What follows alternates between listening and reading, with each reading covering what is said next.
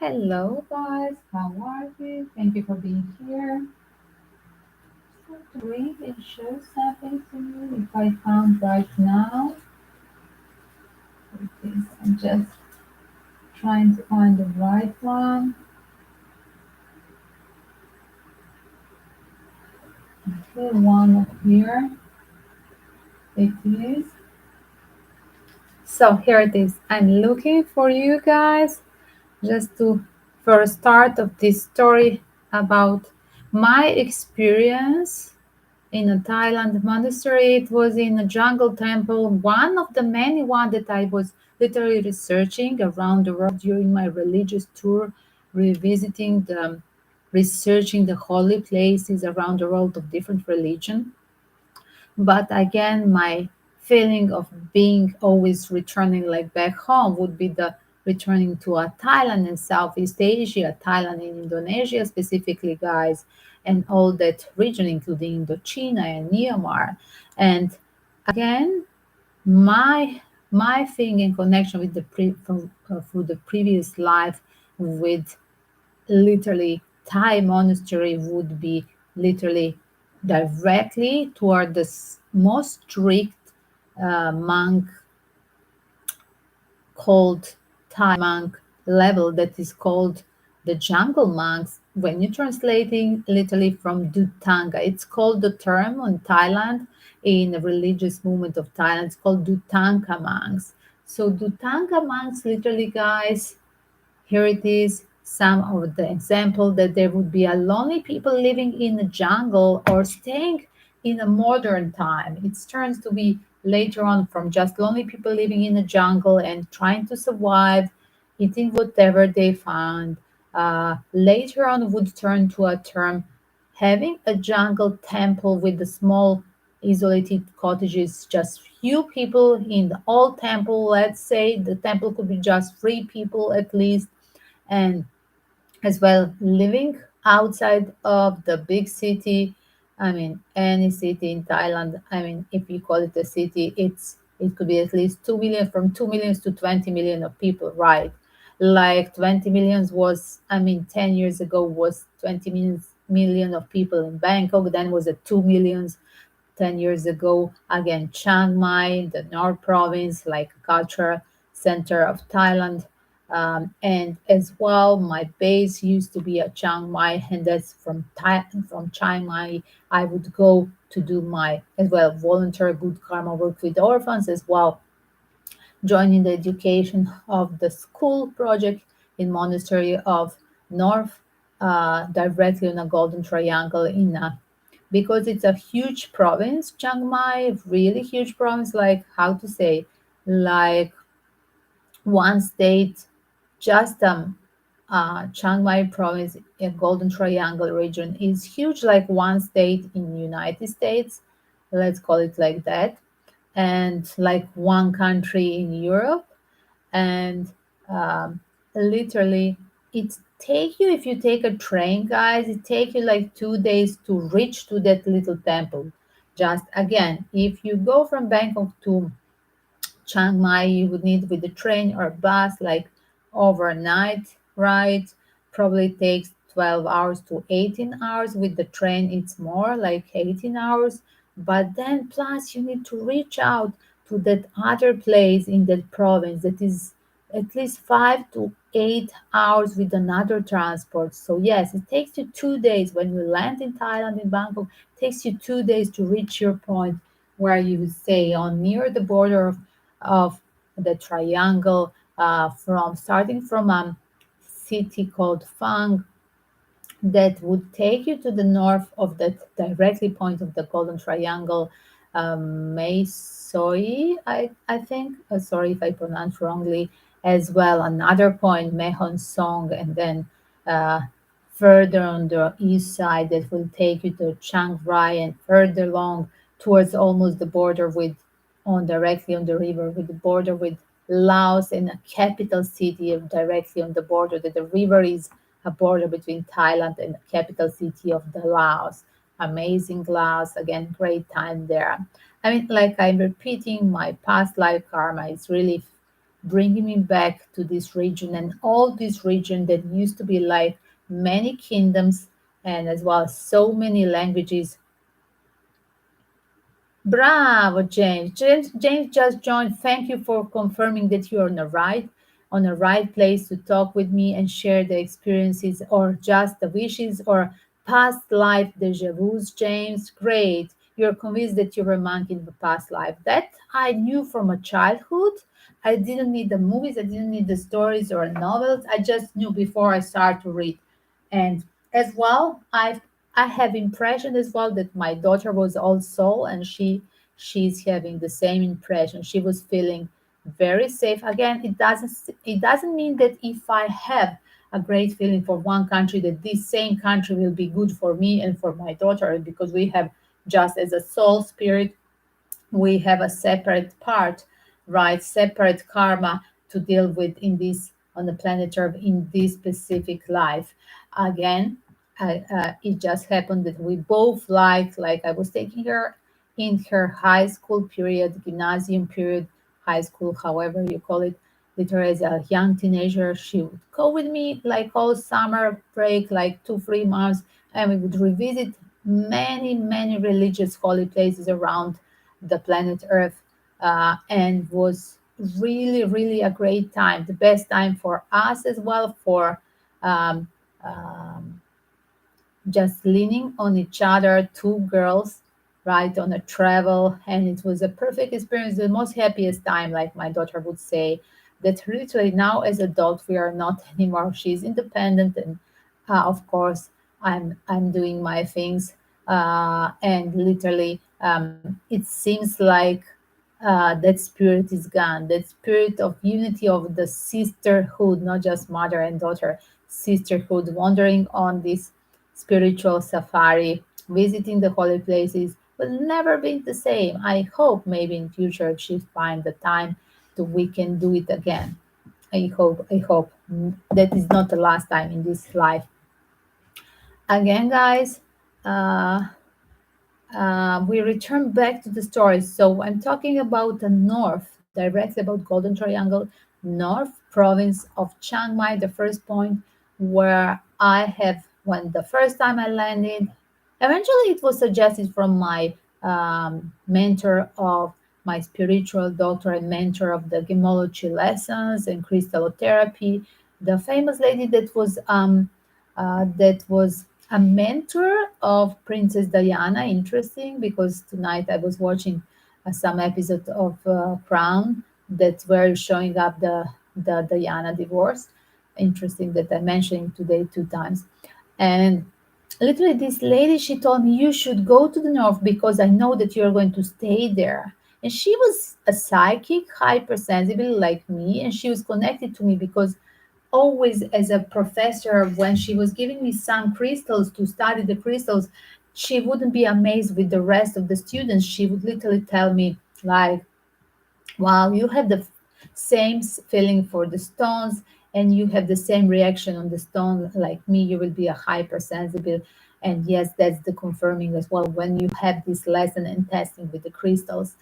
And that was a great thing because I was just at that period just a student of crystal therapy. Do check on my website shantiveda.com, guys, to see all these kind of alternative therapies that I was experiencing, learning and teaching while my period of living and studies, amazing, from India, Nepal towards Thailand, Burma, Myanmar, Cambodia, Laos, as well Indonesia and Sri Lanka, don't forget, and Cape Town and South Africa, and as well not to talk about another time about South America. So today we are talking about spiritual safari experience with the spirit orbis in this Thai monastery where I was based, like I said, in my humanitarian project, as well my personal uh, freelance, bringing the donations to local schools inside of the monasteries, as well to some local orphanages in all the Southeast Asia region. I started the first good karma work with the first project of building the kitchen inside of Cambodia Rainbow House was at that period. Rainbow House was orphanage, and I built the kitchen for them. And as well, later on, I continue by literally as well emerging into the life of the nuns and monks in Thai monastery. Somehow there is a stigma about being a nun in Thailand. Yes, it is. Like women are not aware, officially allowed to have that retirement and pension and protection and security, health insurance, like the monks, male monks are having. That's a great question as well to emerge. So one day I'm going to have a video just about that, how I was struggling to have a long-term visa there as in a status of preparing to be a nun. And it was really interesting. And that's probably because of this bureaucratic thing that officially in Thailand it's not allowed officially to be a nun. Yes, there are some temples, but as well, it's not official as well. The ladies comparing with the males, they have like double more like a male monks. They have like 130 rules to do things not to do eventually during their monkhood period, while the women they have a double more like 200 and something rules. And that's another thing, but officially they don't have a health insurance, they don't have like a retirement, they don't have a monthly support from the Thailand, from government.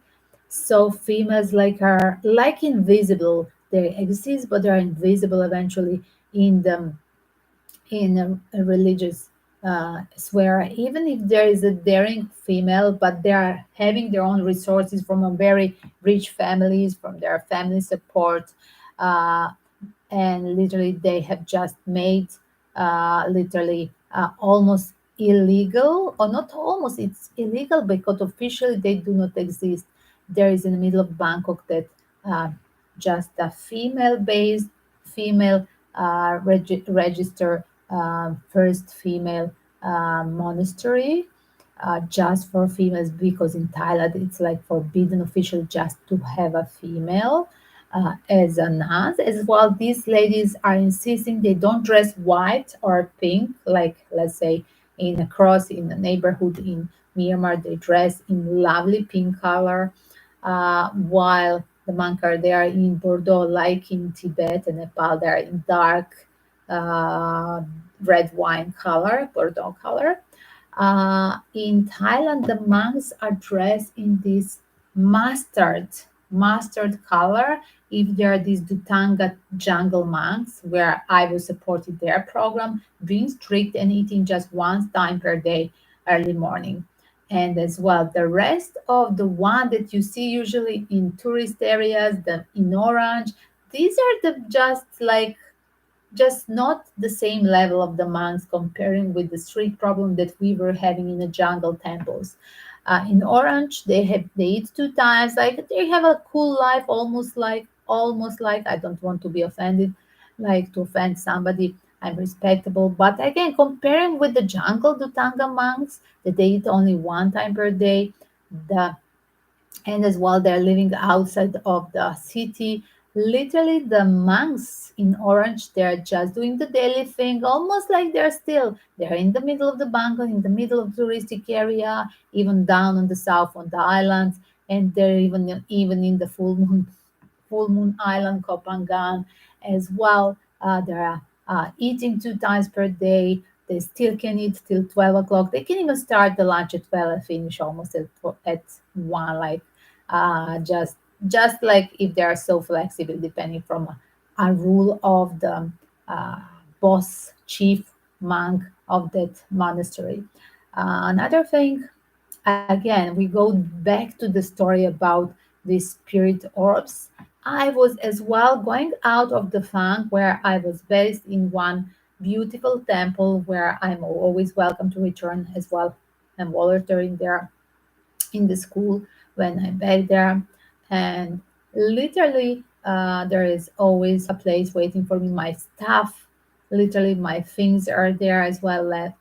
I really like it's returning always back home. And I was literally advised not to go to this cave temple where happened this story. This paranormal activities were literally already happening, and my friend, American monk that is still living there, by the way, he's retired. He was old even then, and he's staying there. He's the only white person that's staying in this temple because this little city Fang is just more than 5 hours, about 6 hours outside of Chiang Mai from the airport, and it's really a tough time to go all over the hills, a very tough driving to reach that little city. But that city is in one beautiful land valley with famous for strawberries, by the way. I love strawberries. Now I remember I miss the strawberries in Thailand. They are different because of the soil. Like tomato is different there, like as well. Oranges are different in Asia as well. Strawberries are different, but not in a bad way comparing with the European or in America. It's like literally they are so sweet. I love the strawberries of Chiang Mai, all the province of Chiang Mai, including Phang. So Phang was famous for strawberries. That's the thing, and as well, it's like in a valley. And when you look it on the west side, you will see the hills, dramatical hills, and this is the border. Directly, you're just from the few kilometers of driving from you would reach the border of Myanmar. And literally, there are sometimes you could hear like it's on and off the paramilitary formation from Myanmar side. They would give it like that gunfight. You could hear like it's happening some war, like there would be literally some kind of shooting when kind of a refugees would literally try to go from Myanmar side towards Thailand. And yes, that same city is literally full of the refugees, like all the border cities, with definitely a country on other side that is in sanction and paramilitary, strange paramilitary formation, literally living in this forest there because of what? Because there is a drug and there is opium region as well on that side. So there is a lot of smuggling. It's not just refugees. It's not just immigrants. It's literally the fight for illegal opium because as well Thai king tried to do the last one that literally was the most respected before his son is now literally his son is there instead of him. He tried literally to make things happen that he stayed almost like a Queen Elizabeth so many years in trying to build and keep up the empire of Thailand. But literally, what he succeeded is was that first of all, they never had a war. But okay, Thailand didn't have a war for last 500 years. I think that's why these people are so smooth and zen. And on the other side, he literally what he succeed is to cut the opium fields in this region in Golden Triangle. So it's not like opium is coming from Myanmar or Laos. Yes, there is there when you travel and live in Laos and in Myanmar. Like I was always saying, in every of these countries, like I would travel for 1 month, then I would return again to prolong my new visa back in Thailand because I was literally living half years. So I would do that 3 months plus 3 months visa. And meanwhile, in to take a new visa, I would always go or Myanmar or Laos usually. So I know of all this region and Cambodia. I know very well. And later on, I continued to Indonesia. Last 4 years before COVID crisis. Yes. So again, guys, this first thing that you hear sometimes, some nights you would hear the literally happening some shooting. You would hear the guns. You could hear the fire, and like there is a total silence. This is like a village. You're in a monastery, and as well there is a forest around. It's totally dark. You just hear the something is happening. Of course, They're literally as well telling you that we are near the border. It's coming from the border. It's not from our side. That's again nonsense because as well, this same opium illegal drug dealer, they are transferring and as well they are running over, and it's not just it's a fight coming from a Myanmar side, it's happening as well on this side. So yes, it's dangerous where I was staying. So I was advised to go and visit just like 1 kilometer or 2 kilometers up in these hills. Yes, more into the near, more close to the border, up from the Fang Valley, where was my temple on the start of the city Fang. And as well, this temple was belonging like they call it like a brotherhood, sisterhood, like a second temple belonging to the temple where I was set, where I would stay in Fang, and like a headquarter would be in the city Fang as well. The one they want to have a testing and a purification, staying really like a jungle monks alone in solitude. They would go, they would ask the chief monk to be allowed as well, to get the permission to go and stay and oversleep some nights, or at least just one night in Cave Temple. So that Cave Temple is just surrounding when you are entering. First, you have to pass the Chinatown. The village is a Chinatown. You are entering first the gate. It's interesting because like you're passing the city, but definitely there is a gate. Like you're back in Bangkok or Chiang Mai, there is a Chinatown. And why in the middle of this little city, not in the little village, why in the middle of the bush jungle, why is the gate of Chinatown? Why? It's so simple to answer. What do you think? Because it's an opium field. I mean, it's an opium village. So literally, I was just advised I shouldn't go there and stay, but I wanted to have the experience because, like, I would stay like 3 months down. I would do my volunteer thing as well. I would do my meditation, but as well, then I would like to change just like I would have as well. It was belonging to our temple down in a city, so like few kilometers away. I would just wait for the chief monk to literally give us give me permission and give me a driver from that monastery to take me literally there, because as well when you're dressed as a monk or a nun, you shouldn't drive with the public transport, right? You shouldn't go with mingle with the local people. That's another thing. So if it's possible, like of course they're applying, they're traveling, they go with sharing the tuk-tuk, but it's not advised. So anyway, um, again, there is not as well, plus there is no buses, like it's almost the border, so it's like a dead end, like only the local people if they drive on a motorbike, of course, all the Asia is driving on a motorbike, like as well. Jeff, if somebody has a pickup, these kind of people they would be willing to take me, but the people who are belonging to this temple. So I was waiting my driver from my monastery in Fang to take me there. So it's a right day. They said like they're going to take me in a few days. So I packed myself. Like I was thinking if I can survive there to stay 1 week or a few days. So my American friend, a monk who is already there like few years before me, and he was already there one night only. He he was giving me a joke like you won't survive there just one night.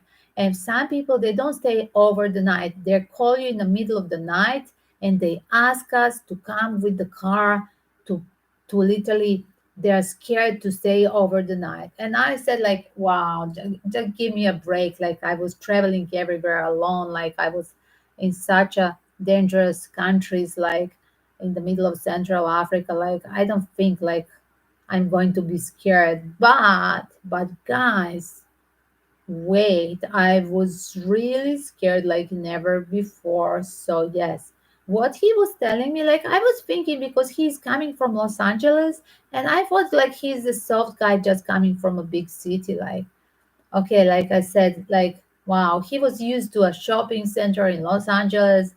He loved to eat the junk food, to run away as a monk and have a McDonald's, treating himself. It was so funny. And I said, like, "Well, I don't think he was just soft, didn't have experience staying in the jungle. Like, I think I will be just fine." But, guy, I was really in a dangerous situation, both from outsiders from that opium village as well. I was in a danger. Having experience with the spirit orbits, I was not afraid of having experience with the spirit orbits. I do understand these are the spirits of the monks that they were living here in this jungle, that they died there and they're still revisiting this place. They're eventually the protector of the space. But I was not ready for one thing. What I was not ready? I was not ready for the entities, the dark forces experience that really, really eventually trigger you to make that call in the middle of the night and call down Fang, the base in the city. Come for me, bring me a pickup, send me a pickup, and come back for me. Like, this is not possible to sleep here, like I'm scared or something. So I was really not ready to have these kind of experiences. Well, I'm very proud. I'm pretending to be strong. I'm a risk taker. And I said, wow, I passed many war zones. Like I said, like, wow, no, no way that I'm going in the middle of the night to have that. Like I just said to my monk friend, Clyde, how we say monk, Clyde. I just said like, no way, like I'm going to call you in the. Just be peaceful. Don't worry for me. I'm not going to call you in the middle of the night. Like at least if there is a trouble, I'm going to inform you in the morning after the first morning meditation. So because usually we have the meditation the same time. I mean, in all these temples, maybe half an hour difference. And literally what happened, like I arrived there was one monk. First of all, like I said, I was passing that entry that was in that village. It was weird. The village is the one that is always, there is always attached village to one temple that is usually supporting and bringing the daily food, because these few months that monks that they stay and live in a cave temple, they never cook. The jungle monks, they never cook. And I mean, any monk, even in the city, they shouldn't cook. And as well, of course, these monks, they don't go to a mini 7-Eleven, right? Mini shop, mini marché, I would say the French people, right? They don't have this 24 hours shop working. They could go there as well. They shouldn't drink and eat after just one meal per day. That's a morning meal. So yes, it's strict. So yes, there is no shops. Again, it's a totally forest, and there is as well no people around you. Like you have a neighbor, one nasty monk. I was having a privilege to have really one very nasty person that was pretending to be a monk. I didn't like his energy. He was arrived from Singapore. He was some celebrity singer in Singapore, but as well, he was in some kind of a, I don't want to name it, like a trafficking with in that nightclub where he was doing some things with females. So I'm not going to name it. So I didn't like his history before becoming a monk. And what I saw from meeting him just that same day, just for 1 minute looking him, I first of all I saw something very not nice from his aura. I understood that he's pretending being there. And I needed to sleep over and to have understanding that this guy was there just to deal with this opium village sent from a Singapore base. That's what was my knowledge. And it becoming going to a story like becoming a creamy crime story, right? But as well, the thing was going already before I would go there. I was as well informed that there will be possibly some, I could see some spirits. I said, how I would see the spirits, in what kind of form. So the monks, the American monk would tell, when you go back up in the hills, just like 2 kilometers from here, when a driver from a temple take you upstairs, literally you will stay there, you will have your cottage, and as well you're not going to sleep inside of the cave. There in front of the cave, there are just in front of the cave, there are only 3 cottages, and you're going to sleep there. There is one lady, already there. There is one monk that was that Singapore singer, turbo folk singer from Singapore, arrived there, like some kind of I'm guessing on rehab, private personal rehab to stay in a monastery to avoid that nightlife in Singapore. And eventually, he was as well escaped from some kind of depths, some some really dramatical story that happened to him in Singapore, runaway personality kind of thing. Really a story for a movie, for a good movie. And here it is. I'm arriving that I was just there, like dressed in white, a female, turned to be preparing for a nun phase, but as well I was there the only female. So during the night, uh, first I felt the vibes like this guy is very misogyn. He doesn't like females. Like he sent me that vibes. It just gave me that woman hate energy. That was the first thing.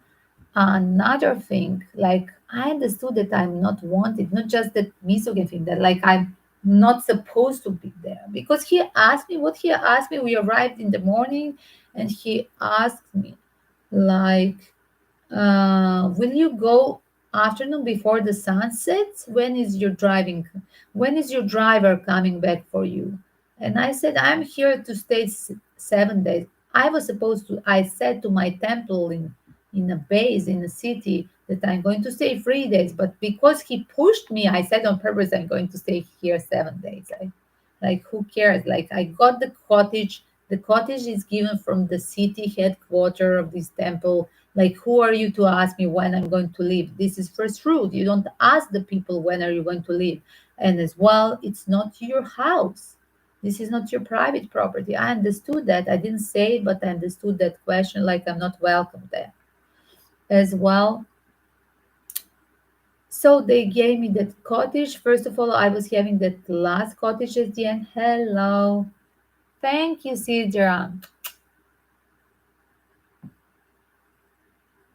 Thank you, Cedar. Follow me on TikTok as well because I need the followers on TikTok, guys. Bring your friends there or your family, whoever has a TikTok. Just hit the subscribe on Gala Travel because I cannot open the live stream there because literally it takes again 1,000 people to open the live stream on TikTok as well. Another torturing like was here for 1 year. So, guys, I'm continuing the story.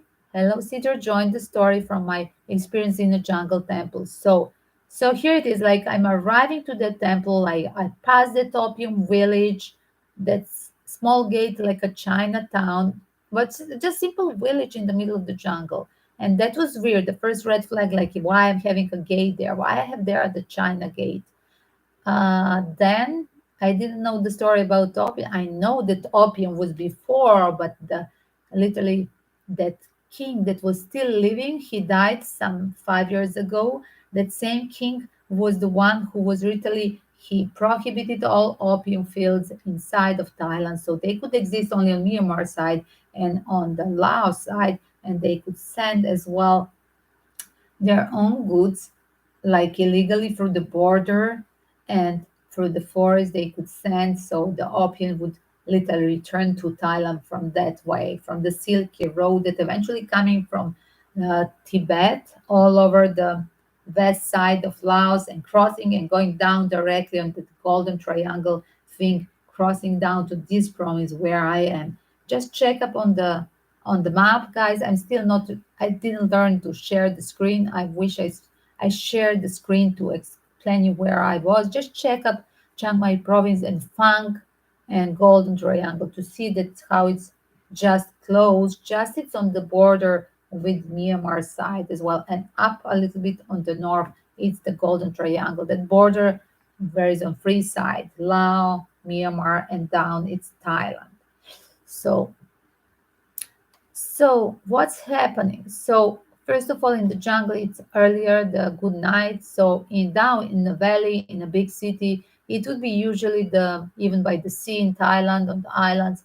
The sunset it's 5:30, so 6 it's totally dark. But when you're in the jungle, usually it's early, about 3:30, it's a sunset, it's dark. So as well, start to be afternoon rain, afternoon slowly, after 1, 2 o'clock, it was totally raining.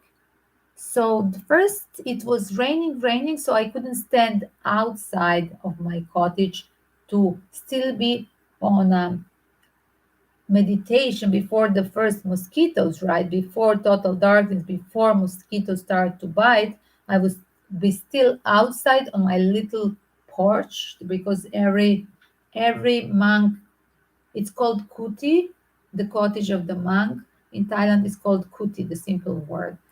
And it's interesting because as well, this ancient Sanskrit word as well has expression. Many Sanskrit words are as well in Old Serbian and as well Old Greek language. So kuti in Greece, it's a box, and the same in Serbian. So it's very funny.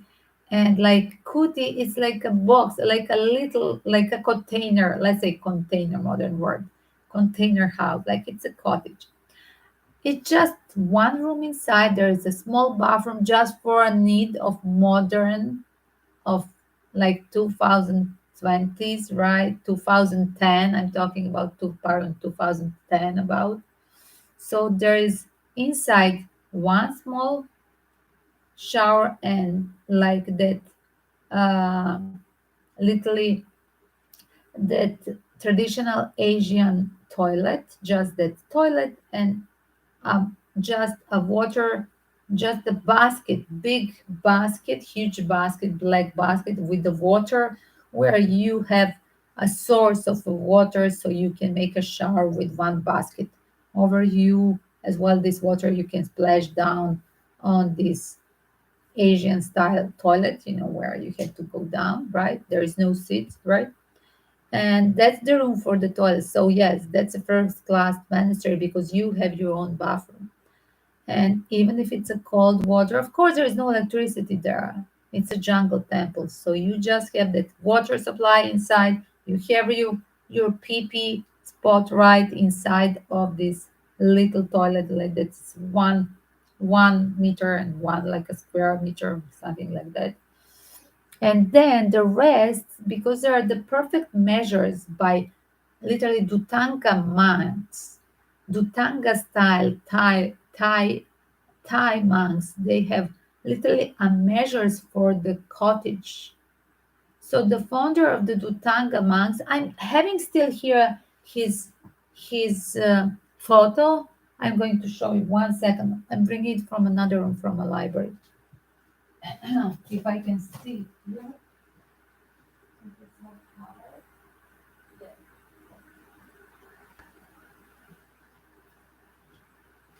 I found, guys.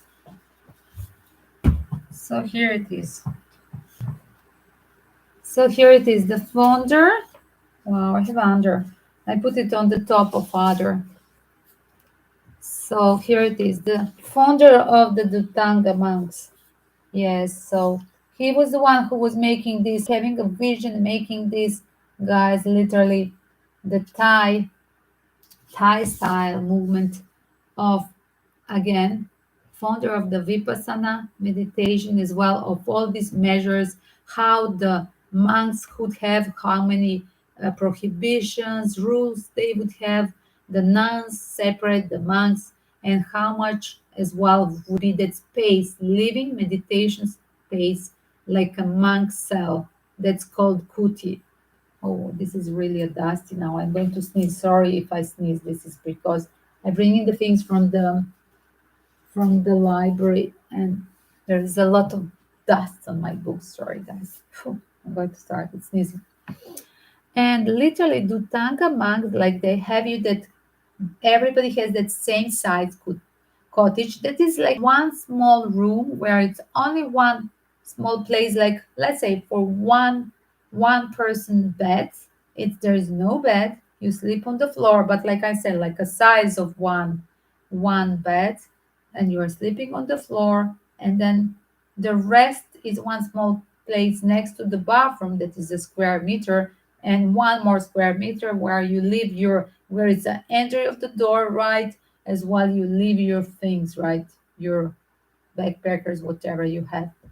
And there is no light, like I said. They give you a candle as well. You bring your candles. Maybe you buy in down in the city still while you are still in civilization, in any kind of supermarket or 7-Eleven. They have Tesco. Yes, they have American brands in Thailand. Tesco and 7-Eleven everywhere. Sometimes one street in the big city you have two 7-Elevens.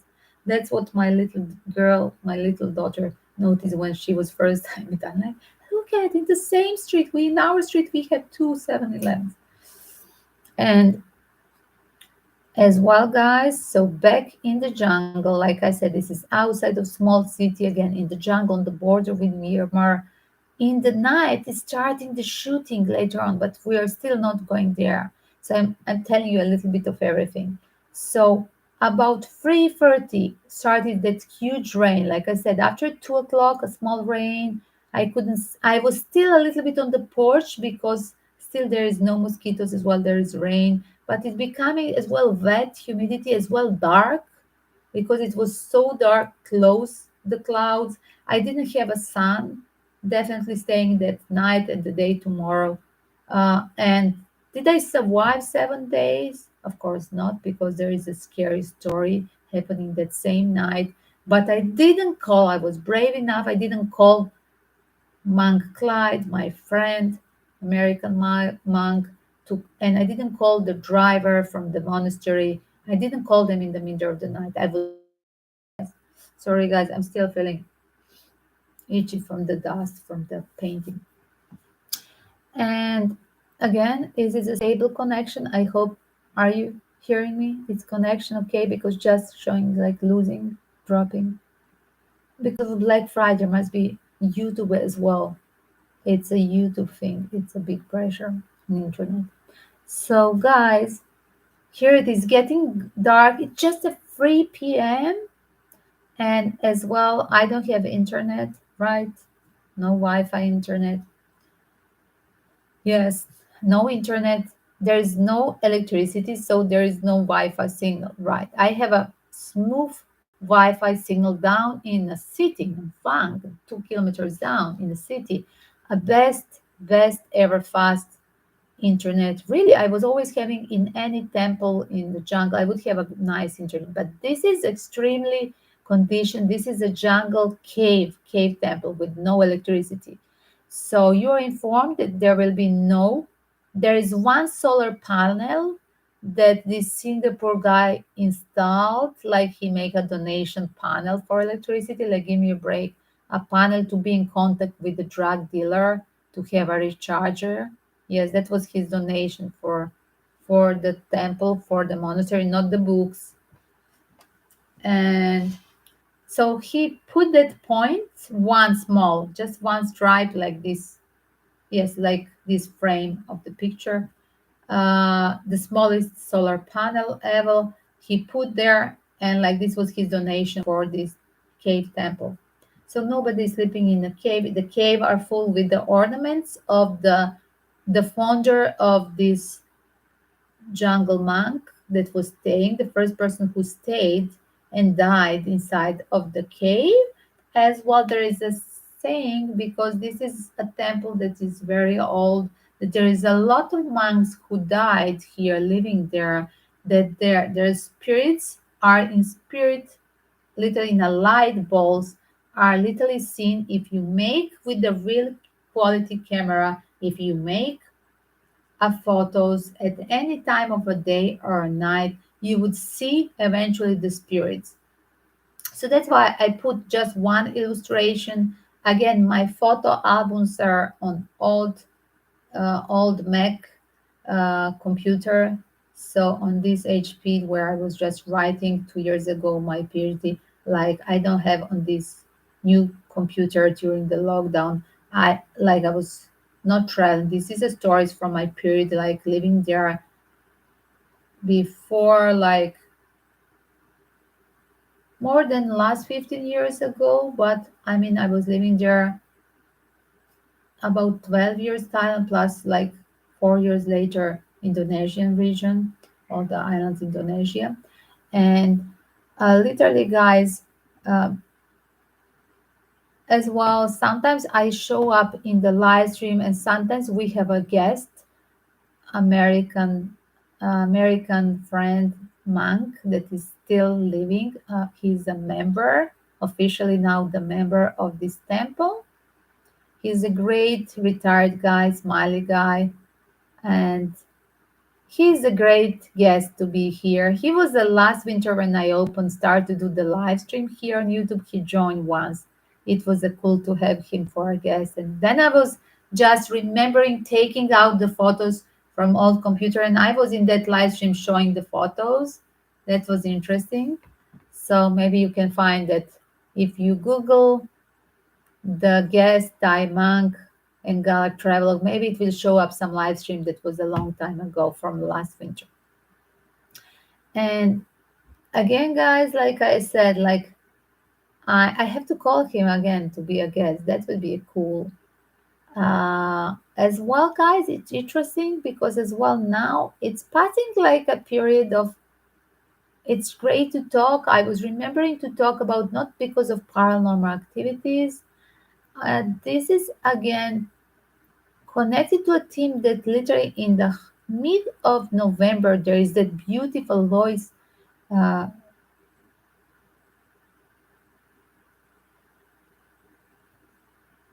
I'm trying to remember full name.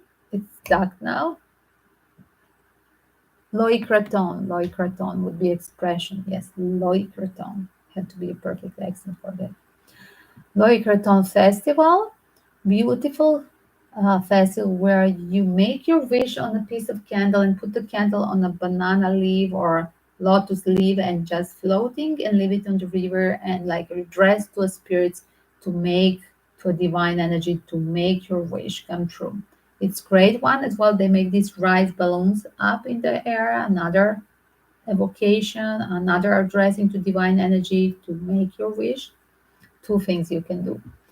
And usually you see this when you have some exotic movie happening in Thailand, like movie Beach, remember, with Leonardo DiCaprio. You've seen this when they use the rice, and there was as well the candle wishing on the put on the water on the banana leaf. You saw that one as well. There was that movie, and in as well Hangover in Bangkok. In that movie, you have the same rituals. So this just ceremony that's happening always when is that lunar phase in mid uh, in lunar phase in November. So then it's happening Loic Raton. And that's why like I'm having these days like recalling like let's do this. Let's celebrate with a short story again a spiritual paranormal activity story, but as well dedicated to my Thailand because I miss the Thailand. Always I would be as at the Loic Raton, I would be there and how I separate myself from a Thailand, having all winter in Thailand was at the phase when I started to write my PhD. So then I returned. Then from here, I would like from back from Athens, Europe, Athens and Belgrade. I would go and literally while I was writing my research and doing as well the exams for PhD. It took me 3 years and plus writing one more 2 years total. No, like a 5 years in total. At that period, I started to spontaneously go and change the region. I was still in Southeast Asia, but was I went instead of Thailand to Indonesia. It was cool as well. Was nice connection, long flight, a little bit complicated. I would have instead of two free flights to have, but I really enjoy my new zone of interest where I could again involved in any kind of humanitarian work with orphans or visiting the schools, local, supporting local schools, starting from the Polynesian side, the far Papua New Guinea region towards the Australia border, right? And where is the Cannibal Island, and towards all of these the islands that you have heard, the more commercial like Bali, like Java, like and then up to the north of Sumatra. And uh, literally, guys, like again, going back to the story, popping out from this to that motion, going still around what happened that night and what scared me out, and what eventually turned me to a really fast packing and returning back, pulling myself from the cave temple, was that experience that somebody in the middle of the train that was never stopping, the rain that started intensively, and plus you're there in the middle of this forest, and this cottage is not even well done, like you're just sleeping on the floor in your mosquito net, but as well the cottage is full with the holes as well. There in front of your door that they have just one small hook from inside. There is no locker, it's just a small hook. So it's easy, even somebody if wants to enter, he can push the door and he can just enter very easily. You don't need even to be a male or strong to do that thing. And as well, it's like there are holes you can understand from that wood, like there are literally a holes that you could see through. And yes, people could stare while I was inside like a female. Imagine that thing. It's pretty weird, creepy, right? And first of all, I understood that somebody is watching me, and understood as well, I understood at one moment that first there were humans passing from the village, and I hear them as well. But it was so fun. At some point, I heard them. I heard a really a shotguns. Like I cannot believe where and wow, will I survive till the morning? Because like I'm. This is not a war zone where like you're observing the bombs happening. Like you're not with the humans, like I'm only female here, like I think I'm in on the border, like somebody's coming like a military. Is it a Myanmar side, the paramilitary formation? They're passing the border and sometimes they're entering here. Like I thought like I'm going to be kidnapped. Like when they see a white female, maybe they're going to think that I'm maybe they're going to think that I'm original, I don't know, American, and they always want to kidnap Americans. I was thinking like this, like how I'm going to explain them because we don't talk the same language. I don't know Myanmar Burmese, and again, there's so many accents and so many tribes in Myanmar. Even if I would know the one from Rangoon, capital city, a few words, like it wouldn't help me because these are the people from the north, from like, I mean, northeast east side of Myanmar on the border with Thailand, with the Golden Triangle. And I heard literally like there was a fight. I heard like it's coming like from one side, the noise from the shotgun, and on other side, like was really some kind of a battlefield. Did they fight for opium? So the day tomorrow when I returned, I was talking with an American man, and he told me, "Yes, that must be of Opium Village." And I said, "That's what I thought when I entered this gate. Like, why would be there the Chinatown gate in a simple village that was really a simple hill tribe village I never saw in any of other, and I was in many Thai villages. Why there would be literally a China gate there? In Mae Hong Son, there is a Chinese tribe, yes, but not here. And eventually, finally, it that noise like a battlefield. It's cooled down. It was a little bit coming closer to me. The noise was stronger, but then it collapsed. I was lucky it collapsed. Uh, but as well, it started to be another weird things. It didn't happen like I don't know, maybe half an hour. Again, guys, like I had my telephone. My telephone didn't have signal, but I have just the time there. But maybe it was still like not even evening. Like this was happening like it's dark after 3:30, and like this is happening like afternoon. Like let's say if you're in city, this is still like late afternoon. All these activities. At some point I felt that there is a walking and somebody's on my that porch on my balcony, and somebody is watching me through these small holes where you always have a holes in the wood from this literally a wall of wood in that cottage. And as well, because inside I have one big candle, right? Of course they could see me, I couldn't see them, right? I didn't have a candle outside. That would be perfect if I left one candle outside, but again, the wind and the rain was passing, probably because of wind it would be shut down. As well, the person that was in front would literally for sure shut down the candle outdoor. At that moment I was scared for a second time. So first time I was scared, right? First of all, the first red flag, I was scared. I was not scared, but I didn't like vibes from that spooky Singapore guy who was as well somehow in when he was a singer, celebrity in Singapore, famous nightclub, so called, he said. Yes, there was his name. It was easy to Google his name as well. And he was as well having some kind of activities with little trafficking the girls in a nightclub. Like, hello, what kind of future monk you are? Like, that was the first red flag.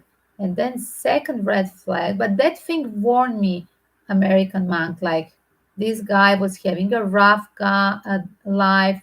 He was kind of a mafia celebrity guy. So he escaped Singapore and he really wanted a new start in life, like a spiritual life. So that is a second red flag was this shooting like a battlefield that I felt just like coming from the woods because I'm on the border as well. The village is just like I could see the light even before I entered the cottage. I could see it started the light when it was getting dark. There was a light and there were the last houses not far away from me. I could hear the noise of people talking in this in these houses in that village that was not far away from the cave temple. So that second wave of the test was with that shotgun thing. And then the third was with this walking, the real humans walking, right? And somebody watching me, definitely watching me. I felt that energy when suddenly their same walking stopped and watched me on the balcony. and and I continue to pray. Yes, I continue to pray and to use some mantras, chanting, right? And then the last phase was the creepiest one because again, guys, uh, at some period it stopped between this walking on my porch. It stopped that thing. Rain was a little bit softer, so I could then more listen what's happening outside. So I figure out I will be brave and I will go outside because I don't feel like somebody's anymore on my porch. And like I feel the rain stopped a little bit, still soft, but I can hear like I think I'm alone in my garden. So as well, the next cottage was far away from me. How to tell you? Like it would be at least 300 meter or maybe even 500 meters because like that piece of land in front of the cave is huge. So one cottage is like it's like far away from each other, like on triangle level, let's say. And and they're on purpose far away, like to represent that solitude that we have to have, like that first person that was a founder of the cave temple that arrived and he was alone in a temple for many years and he died there. And that's why these cottages are not next to each other, like we are down in the headquarter in the Fang city, just few kilometers down. We're like cottages are next to each other. We say hello to each other even just from the room talking. We don't need even to open the windows or the door. we can hear each other all the time. And this is a totally extreme thing, like really experience. As you see, there were a lot of red flags. And then the last thing that I wanted to first of all to check when stopped a little bit stopped the rain, but then it was continuing all night that tick tick tick rain. So it was continuing on and off, softer then stronger the rain. And as well there is a lot of noise of dropping still the water because it's as well it's like a trees around you. It's not a field without the trees. You are under the few trees, so there is always drops of water still even when the rain stops at some moment. So at one point when was like I said a little bit of silence. I feel like there is no people around. Like I felt the rain stop. I can figure out from my noisiness that it's safe and I'm alone and nobody's on my balcony. I can go out. And somehow I felt when that was the feeling that somebody's walking on my porch and walked away. I felt like I heard they walked away, but I was not sure how far away they walked away because, as well, the cottage was not built steady on the ground. It was built on the stool, on four stools. And now, because I see it's such a strong rain there in this cave that I never had the rain down 2 kilometers down in a valley in a fang. Well, I didn't have that strong rain. Maybe in the night, but again, I was in a strong build from a cement blocks cottage, so it's a different feeling when it's a raining and you're in this kind of structure than really when you are just in just a metal rooftop, just that aluminium rooftop, so noisy when it's dropping the the rain as well, just a, shallow wood panels that literally they have a lot of holes, so it's becoming even windy and humidity and fucking frozen. Yes, it's very. It's a big humidity. It's so cold as well. As well, it's a few, even 3 to 5 degrees colder up because you're in the hills in that cave and forest region, and down in the city it's so hot because you're in a valley and it's totally 5 degrees in the night and daytime maybe 10 degrees different temperature, hotter of course in the valley. And I was frozen. I just got one blanket from them, but as well I brought my bed from headquarters, from a monastery from downstairs, from Fang. I brought my asura, this bamboo asura, and literally that was my monk bread and my pillow. That was the only thing that I brought with me. And one pareo just to cover myself, to put it eventually, then I would put it just as a bed sheet. That would be my thing as well. That I didn't have, it's not allowed pillow, but I have that small air airplane pillow that I use just to put, and when I'm doing the meditation I would just put just to support me on the bottom, right, that soft tiny pillow. And that was the only thing that I had eventually during the day for meditation, and nighttime if I can stand to meditate as long as I can. And I was as well advised to stay as much as long waken, not to fall asleep. But of course, we are not perfect. And of course, at some point, of course, I was trying 24 hours not to sleep.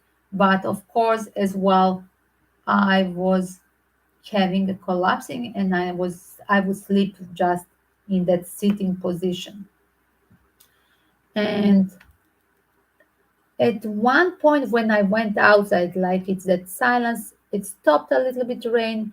And still there are drops from up from these huge tall trees, and drops that there are still scary noise, like tick tick somewhere in the bush, like making the drop of the noise of that forest, rainforest noise, exactly rainforest noise.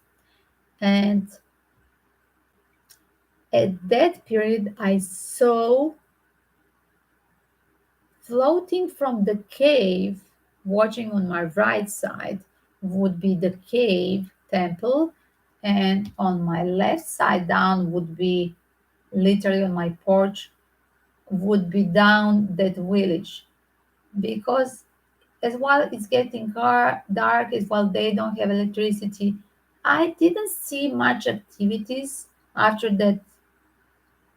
It's totally dark, but I didn't hear anymore, like everything's settling, people are inside, as well past that wave of that in the bush, in the forest. There was that battle thing happening on the border with these paramilitary and opium guys fighting each other, I'm guessing. And then in that village was a silence period. Probably they were as well scared, and so they were keeping quiet after this noise coming from outside. And while I would turn my thing from watching on the left side that opium village, like maybe 500 meters down, they are not far away from me. During the day, you see the rooftops, right? Because it's going down for the hills, going the rooftops from the village, rooftop of these their cottages. And on my right side is cave temple. And like I see there is a small light because there is always left these huge candles, so you could see like position in the darkness of the cave temple. And as well, I start to see that something is approaching me, but it's not a human. It's this spirit orbit, like a size, let's say a size of this ball. Yes, exactly. Like it was approaching me literally from direction from that cave temple. And for this thing, I was not surprised because for the spirit orbs, I was not scared. Still, it's not the scariest thing that happened. I mean, everything was extraordinary and dangerous, but like I knew that the spirits are coming with the protection and they're not going to harm me because as well I'm coming in a good manners and I'm the part of the temple and this spiritual circle of the people who are protecting and developing this temple that is eventually down as well in the city base, the headquarters.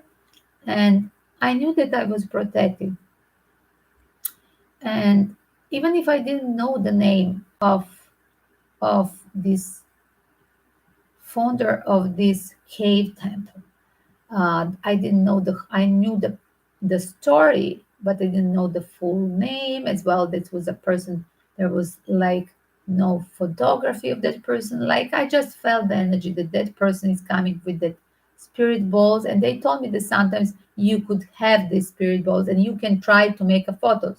This I had instructions from my American monk friend colleagues down in the Fang monastery that he would tell me now when you go there, like you could see even you could have between other experiences, you could have the spirit balls, the balls of fire. That's why that expression. Remember the Jerry Lee Lewis, that rock and roll thing, the balls of fire. Is that eventually the balls of spirit? I always wonder because that's what I saw. It seemed like that was a really spirit in the night, in this darkness. It was like really like a ball of fire. But the way it was approaching, it was a really calm energy. Like I'm here, like R2D2. You know, in the Star Wars, the moment when R2D2 is like a floating, like going around, zzz, like in a nice manner. Because when I think about balls of fire, they are furious, passionate, right? Rebellious as well. No, not in that manners. So that was that experience. But the story is not finished. So where are we getting to the part where I want to live, where I could be in panic, and the rest of the people and you are getting in panic? Is the worst things is happening right now. So I'm getting to the story, to the step number 6. That would be that step, right? If the fifth would be the spirit orbs or third thing, right? So let's say the next one, the last test for me to run away from a temple, that I was literally thinking, oh my God, this must be this Singapore monk trolling me and trying pretend to scare me. I was thinking that because it was really scaring and it was repeating about for over an hour. This was the longest noise that I have experienced. Somehow I think probably this even the gunshot, the battlefield with opium people on the border, I heard maybe passed in 20 minutes. Like, but this was the longest. This was at least for 1 hour in the night, happening and repeating two times. Like after a few hours, I fall asleep and it would return again. So what was returning? I still don't know till now.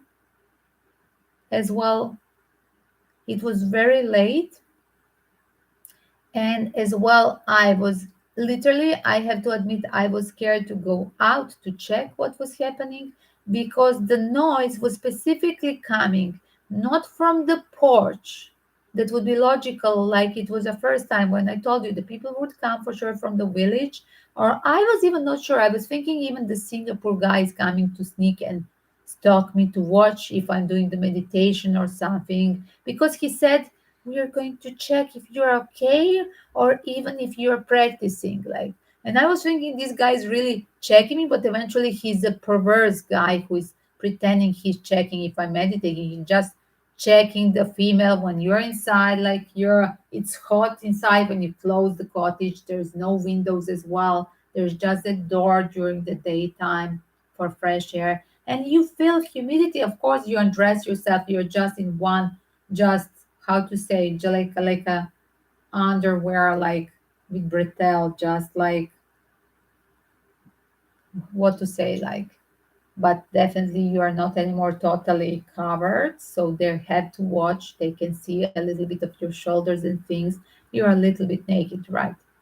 So I was thinking that he is talking. So again, when this time in the nighttime start to show up in the two ways, two times, this scratching, and then being aggressive with knocking, start to shake the doors, but the doors was just on a one little hook. They didn't have a locker, the key. So it was, I was thinking if somebody, the next thing could happen, somebody could push, but I was really praying not to push the door, not to enter, right? To break the door, right? From my side. Even if I just had just my, there is no furniture inside, there is no even the chair. So I literally, I just had to push my backpackers on the door just to support it a little, like a little bit. And my bottle, my 2 liter bottle of the water. That's what it was. Yes, water for drinking. And again, I keep praying. I was praying. I was trying to focus on praying instead of this knocking and noise. But I was so scared, but I was trying not to make a panic thing movement because again they could see you because you're on a candle. As well, I didn't want to, something was telling me not to. I was thinking, should I like turn off the candle, right? Should I just shut down the candle? But then I was thinking, I think I should not do that at all. I think that the candle should stay all night. And I think that Monk, my friend Monk, American Monk, he told me that I should always have a light on because there will be some kind of a test that I'm not supposed to tell you, but definitely keep the light on so you don't get so much scared when you're there is a light on. So like I was advised to keep the light on. So I was thinking like should I shut down the candle? If I shut down the candle then they cannot see me from outside, but as well that's not the point. Like I felt that it's like an evil dark energy that it would be better not to be in the dark as well with that force, you know, like it's a that natural thing God is telling you, like literally you shouldn't leave, you should better leave the light on, the candle. And as well these candles was literally from the temple, so they were a kind of protection as well.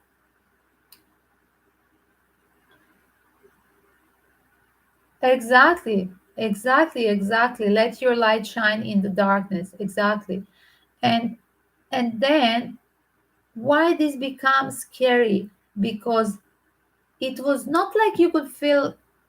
It's that same it's totally opposite from the feeling that was in the afternoon, when was that thing like a male watching you walking on your porch, like trying to be not noisy. But I felt it because I have very sensitive ears. My ears are so tiny. I have tiny ears, but I have a chihuahua ears. I like my dogs, like always say, like I'm chihuahua, because I'm really sensitive on a small noise. Like I can feel, I can hear the things, I can describe what is happening outdoor as well. And I understood that afternoon these were they were just checking me, like somebody was just, was not energy jeopardizing, was not scary, but was, of course, was spooky and weird, like. And you had to pretend like, okay, I have to meditate, like I shouldn't notice, like I'm pretending like I don't, like I didn't hear you outdoor, right? And on other side, as well, with that vibe of feeling in the air of darkness and some kind of dangerous energy around you, knocking at your door and scratching, it was scratching. I felt that this same wave entity, I would call it entity, would go around the cottage, but the cottage was all very hard on the stools, because this is an area where there is a lot of rain, and they say like every night it would be raining, that type of thing. Not like down in the city in the fang, it was totally dry. I had just a dry season there when I was. So I was surprised how it was raining, because it's like a 2 3 kilometers from down from the valley. Uh, Although it's a long road with the sharp serpent style sharp curves, so it's it takes like a half an hour. It's not a straight road, it's not easy road to go towards the cave temple. Of course, if it's a cave temple, it shouldn't be easy to reach, right? And it should be on an isolated place. And definitely this village, when I later on tomorrow, when I asked downstairs in the chief monk back in my school, back in the Thai monastery in Fang, where in the base, in the headquarter, where is my as well my room, my cottage, like my little home, where I was in a safe back in civilization. I had never felt a bad vibration there. Even if I would walk in the night doing the meditation, walking around, literally, I never felt there would be like 30 dogs passing by. Like I never felt jeopardized in that other temple. Like this is another vibration. Like that's why I'm telling you guys. I had so many warnings, and something was not okay here. So again, this new Singapore guy, he was there like recently, a new person there, maybe last 6 months or that last year, because this was my first time visiting there ever, ever. I could revisit for a daytime, but like a monk, American monk, like he said, I could revisit just to take you, but I wouldn't like to stay there. Like maybe a daytime just to visit, a pray, to offer something, a food to bring to the whoever is staying there in the caves, but in the cottages. But I wouldn't stay just a day visit, short visit, like like a water time. We have a juice together, morning meditation, something like that. Uh, I was as well told like that I'm going to be scared out, and the people that never stay over the night, they then don't. I said why? They said like there are some just activities that you won't like. We shouldn't describe you because everybody has a different story and a different experience, but definitely nobody has stayed over the night. And you're going to call us. I said, okay, leave the open. Okay, leave the open, but I'm going to be tough. I want to stay there even all week. If I can at least to stay 3 days, you check me after 3 days. If my battery is gone, if my telephone is not working, but during the daytime there was that, you remember, there was a solar panel with the recharger, but as well I didn't use the telephone because I was doing all the time intensive meditation. So I didn't use my, at that period, not iPhone, BlackBerry, it was at that period. And so the noise goes around the cottage. I'm returning to the story. What becoming scary? First, there was a wave of that negative energy, like I'm not wanted there. That energy is in front. That entity is in front of my cottage on the door and scratching and doing that thing, pushing the door. But then continue to go around, but totally the back wall of the cottage, but there is not possible to walk because there it's like 3 meters up in the air on the stools, because this is a hanging cottage on the four stools.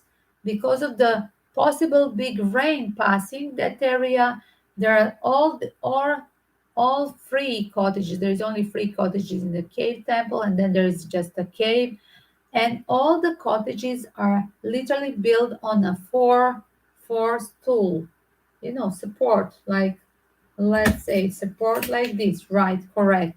So then you have a cottage like here.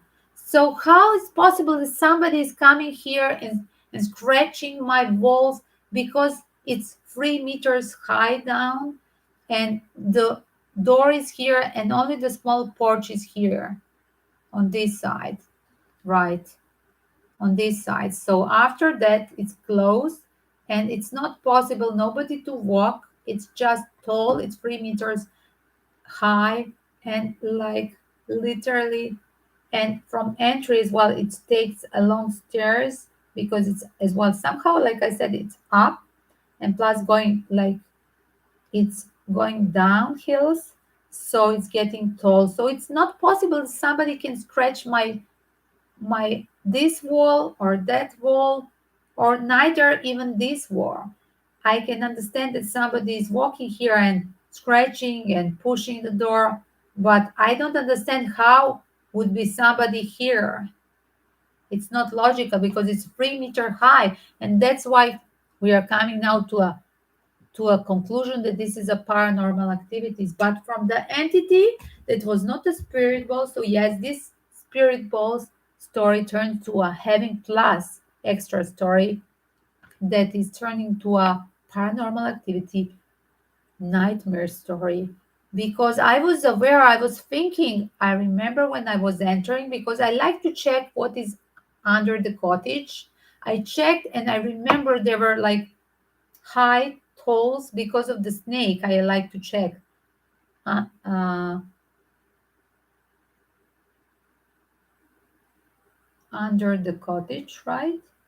So I was checking. I said, okay, it's very tall. Like, at least I should be just careful. Snake can come from the toilet, from the pipe of the toilet. Only one pipe as well can come from the door. So I was just thinking of that as well. I like when I enter the some terrible with the big holes wooden cottage. I like to check. I always have, I bring some kind of newspaper, and I like to push the holes where is the big holes, if there are big holes, because of the butterflies as well, because of the snakes. I like to put the paper, and I have a scotch tape as well, always scotch tape is second thing.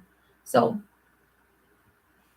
anyway, I knew what did I check before when was a daytime, right?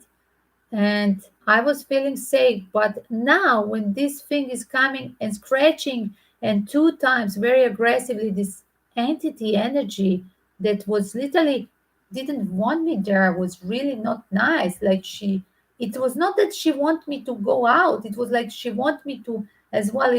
If going to enter the cottage, I felt like it's going to destroy me. Like I felt totally a negative energy.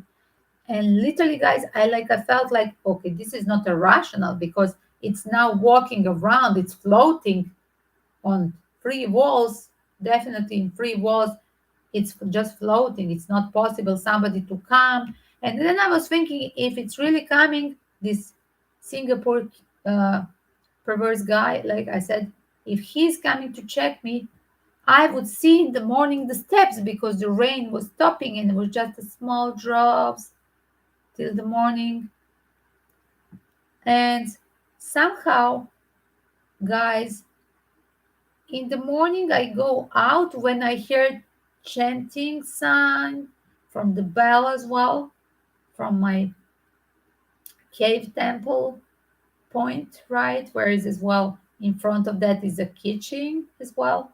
Next to the cave is a kitchen as well. And when I heard that bell, I opened the door. It was early morning, but it's starting to be sunrise.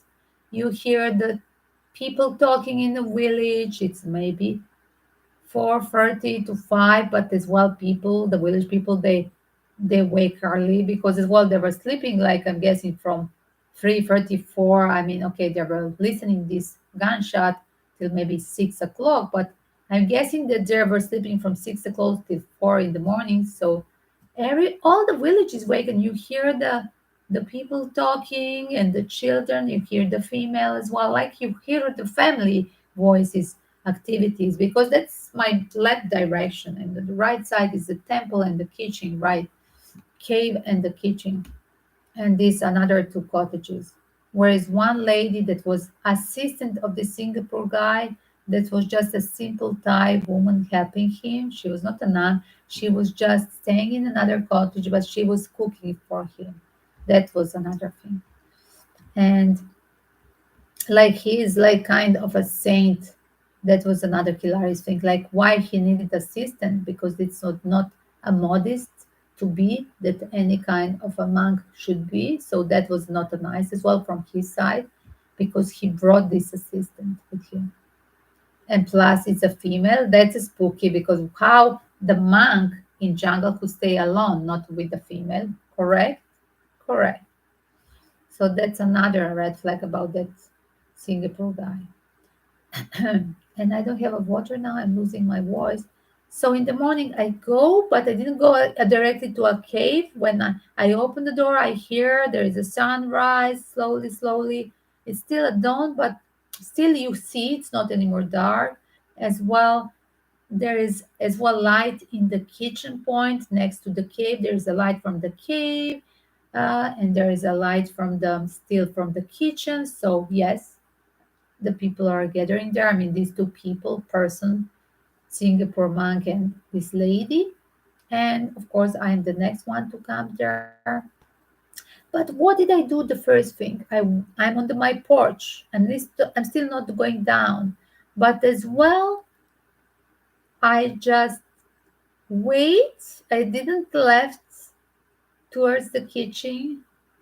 I was still on my porch. I was not scared to stay on the porch, but I didn't want to leave down before it's totally alight. 6:30, it's okay. So I needed 2 more hours to get totally a kind of a light, daylight, start of a daylight. 6:30 to 7, it's okay. And I wanted to check the footsteps, because I want to check where is the footsteps around my cottage. And what did I found? Nothing. Nothing. I found just the footsteps till my stairs, but this thing around these other walls down when you go during the daytime, before I was packing myself, and when I called my driver, and I have then to wait till the almost afternoon when they finished the school, because this driver was as well the school bus driver to return some children back to the hill tribes from our monastery school. So I had to wait him to go to all these villages around, and then was starting to get dark, and I get in the panic, like, wow, again it's 2 o'clock. It will be dark in 3 o'clock, and I literally I left. I packed my things. I'm waiting on the porch in front of the cave temple. I'm not anymore in my cottage. Like, wow, it's like, and I'm alone there waiting for them. I was waiting more than 2 hours there, just in front of the cave cave temple point. And uh, at that point, I didn't want to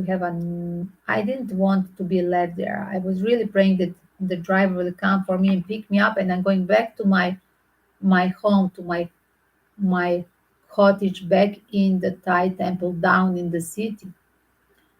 And he arrived before the darkness. And I arrived before the darkness, I arrived back to Fang. And then when you go down to Fang again, it's a little bit lighter. It's the the totally sunset is getting later, 1 hour later, so it's totally different vibes. And there is, you hear the village around, you see the dogs. There were no dogs as well here, like, wow, there you would just hear the dogs down from the opium village. So yes, it was totally scary. And as well, I never found the steps around these free walls down for the stools, right? I didn't found. Like, I was watching, like, there was nothing deep because it was so wet. It would take the big steps, right? It would be something. There would be some kind of steps. There would be at least rolling, sliding the person. I saw just the steps from that first time watching me, right? When it was the first time rain, when somebody was watching me, that was the monk. I saw these steps, only the traces of the steps from the first watch checking me out. But this later on was really a paranormal activity. That was some entity. So yes, as you see, even in on a holy place can be passing some entities to test you, not just to be that there are the spirit of the monks around. Yes, among the spirits of the monks, they could be passing as well some entities of the forest as well. That's why there is expression in any language, in any countries. There is literally a saying like, "Remember the dark forests." Yes, the mystery of the dark forests. And that was exactly what was happening. This was the energy, not of the forest. It was not the forest dark. It was the dark forces in the forest. So that's the end of my story. Voila.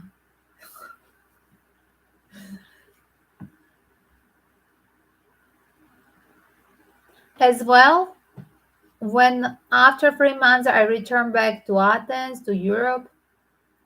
So I would stay there 6 months in Thailand, and then I would return next 6 months back in Athens, Greece, over the summer. And then, guys, I heard from American monk chatting with me.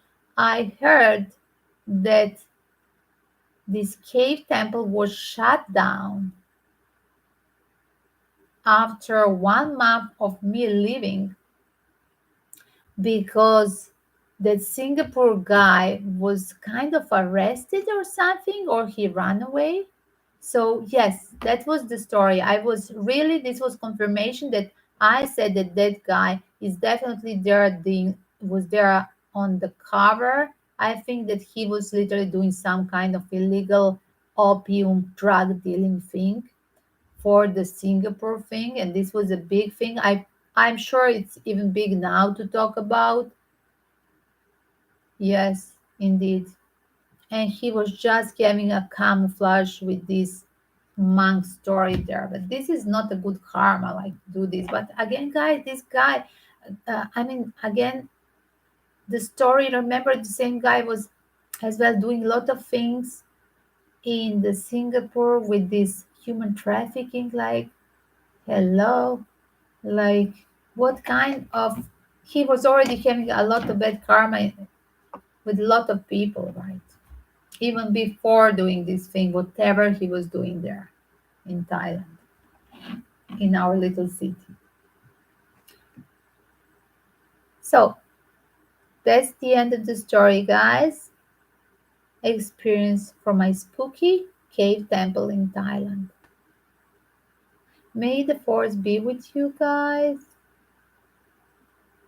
This will be added to my playlist, my spiritual safari. If it's locked, I'm going to unlock to be available, right, for the public. So you can revisit and hear again, even if it was a messy, guys, like confused to tell you everything with no straight timeline. I hope you like the story. Yes, I'm preparing for a start. I'm preparing the short travel stories in a form, not as my journey with living in a monastery, but I'm preparing my jungle remote travel stories in a form of the children's stories, and uh, not having me as a human, but in the form of my chihuahuas. So that's my first phase. I want to have some of my cute stories with a lot of wild animals on the run, on the spot. In each short story would be one of my three chihuahuas, including the main star here, Frida, right? And then Departed, Napoleon Yoda, and then Dr. Spock that is in another house. And there would be in my stories with a lot of wildlife and in one of the location where I was literally having an experience on the travel. Yes, exactly. So Frida would be the one that would be a meditation dog. And literally that funk, I think I have somewhere on my some of my social media a long time ago. I called my album Meditation Dogs. So exactly from a funk. And I'm going to download that photo from a funk, me and the dogs, and I'm going to put it on the cover. So James, I can do that because I have it still on that application just to check it tomorrow. So when is this downloaded? I'm going to attach that photo. And now it is exactly here, 222. And we are talking about as well, probably we are somehow revoking. And down, I see as well the year 2022, right? Wow. I see a lot of 222s, and somehow it's giving me the vibes when I calculate this. It's as well number eight, eternity number, and blessing and abundance. And guys, I hope that this my journey bring me abundance and that I can transfer my abundance to you as well and give you a model of and give you some kind of tips that you can use it in your life later on if you go and be there, a part of awakened soul, not just a parasite tourist in that zone, but a part of awakened spiritual tourist in that same zone. Exactly, exactly. Bravo. You see an eight there. You see. Bravo. That's confirmation. So I hope that this story will help many people. So, guys, namaste, peace, and love, and never stop praying, guys, with the power of love and visualization, stopping the war and any trolling Nazist forces and stopping that troll evil Zelensky in the war zone as well. No torturing from the Nazis or any prisoner of the war, or as well misleading and abusing of any citizens of whatever is nationality in that war zone, or any war zone, or any hungry person, or any person in a pain and suffering all over the planet Earth. Let it be. Peace and love. Wonderful, great stream. Thank you, Gal. Thank you. Thank you. Church of America, James. Kisses to all. Share with your friends.